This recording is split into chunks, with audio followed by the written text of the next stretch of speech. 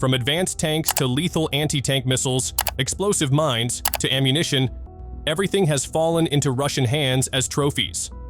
What else is Russia targeting as its next trophy? And is there any effort from the West to prevent these trophies from falling into Russia's hands? Talking about trophies, it reminds us of a post on Telegram.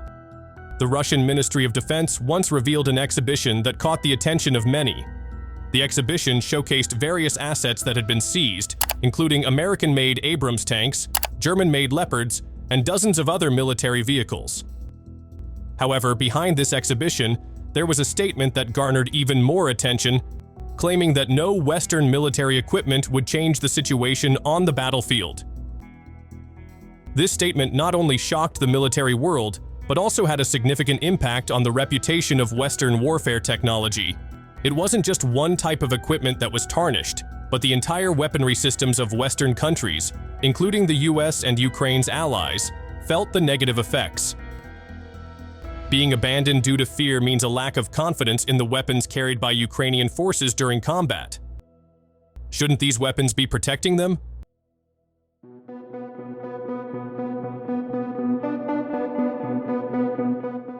Aren't we also deeply concerned about the ongoing battle between Ukraine and Russia?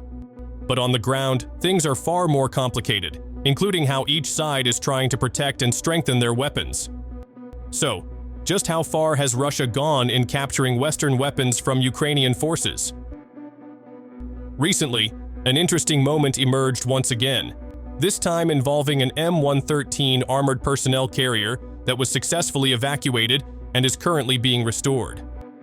This vehicle was found in a border area near Kursk in a very poor condition. Its track was completely destroyed and its torsion springs were torn. The Russian forces, who tried to repair the damage, struggled to fix it immediately due to a lack of the necessary spare parts. However, they did not give up easily. Instead, they planned to search for another armored personnel carrier that was still in good condition to be used as a source of spare parts and to study it further. This effort is not only full of challenges, but also demonstrates a high level of dedication to restoring this vehicle. Another moment that grabbed attention was when the Russian armed forces discovered NATO weapons in the village of Ruskoye Porechnoye. In circulating footage, Battalion Commander Stranik, known by his call sign, proudly showed various weapons they had just seized. These weapons included American M67 grenades, Belgian grenades, DM51, A2 grenades, M240 machine guns, Belgian RGW-90HH, AT-4 grenade launchers, UAG-40, and Stugna P.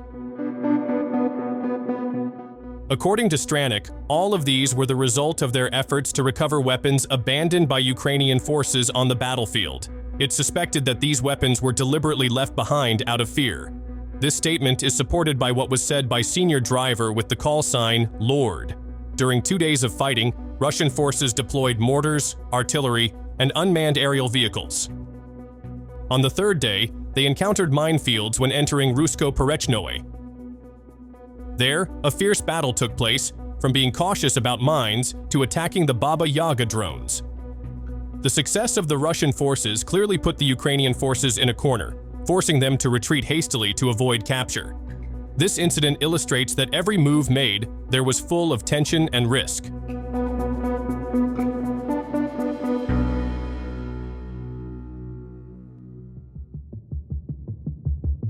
In the world of modern warfare, claims about the most advanced, terrifying, and battlefield-changing technologies often come from major countries and tech companies. They aggressively promote the power of the cutting-edge weapons they possess, often with narratives that glorify the incredible capabilities of each new innovation. However, the reality on the ground is often very different. When these advanced weapons are eventually used in battle, what emerges is shock and pessimism.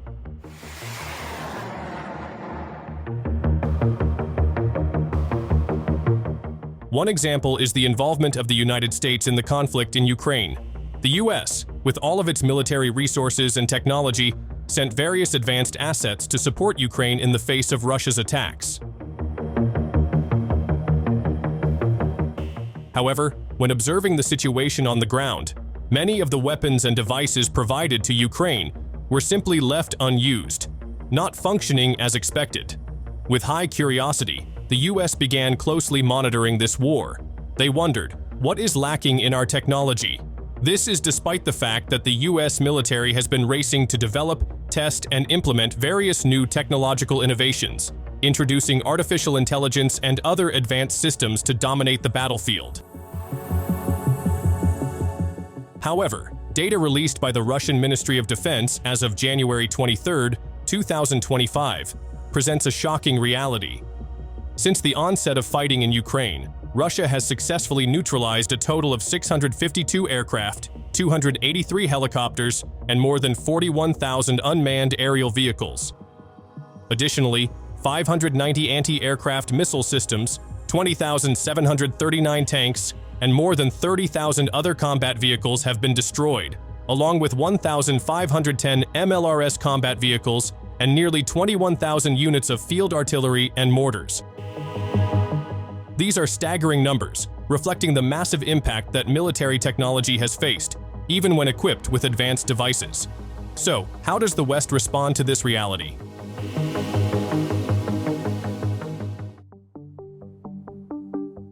On one occasion, NATO Secretary General Mark Rutte spoke in front of the cameras. He acknowledged that Russia's weapons production over a 3-month period was impressive, with the recorded figures even comparable to NATO's total annual weapons production. When you look what Russia is producing now in 3 months, it's what the whole of NATO is producing from Los Angeles up to Ankara in a full year.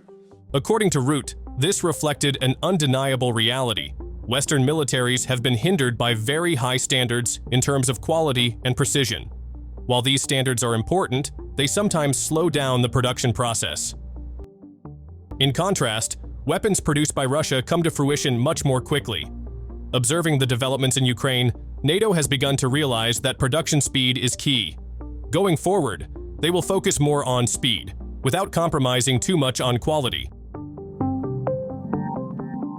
From your perspective, whose weapons meet the high standards as claimed? Western, Ukrainian, or Russian? Leave your thoughts, and thanks for watching.